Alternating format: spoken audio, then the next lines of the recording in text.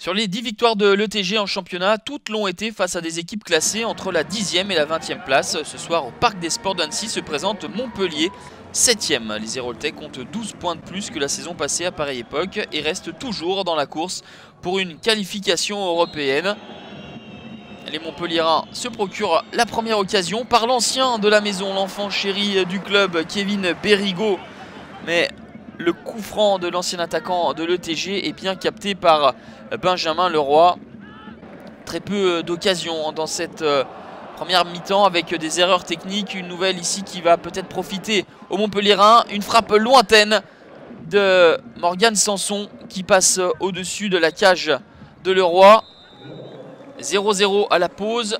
45 premières minutes de petite facture où les joueurs de l'ETG n'ont pas montré suffisamment de mordant pour bousculer cette équipe montpelliéraine invaincue depuis 6 matchs à l'extérieur et qui pousse, qui essaye de faire la différence. Une alerte pour Leroy, toujours vigilant.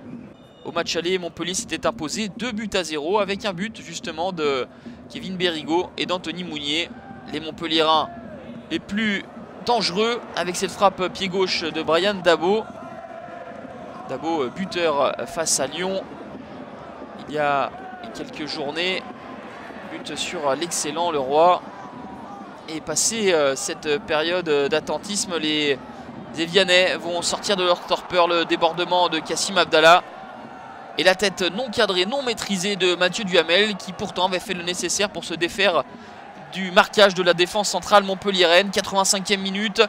C'est le moment choisi par Clark Nsikulu de partir dans un rush solitaire. Le ballon sur le côté gauche pour Sougou.